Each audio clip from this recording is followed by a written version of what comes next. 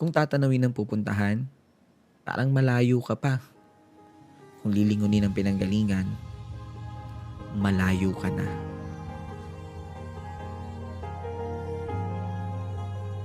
Kung titingin sa hakbang ng iba, parang naiiwan ka. Pero kung sarili ang bibigyang pansin, aba, umuusad ka. Maaaring pagtagpuin tayo sa ilang bahagi ng paglalakbay.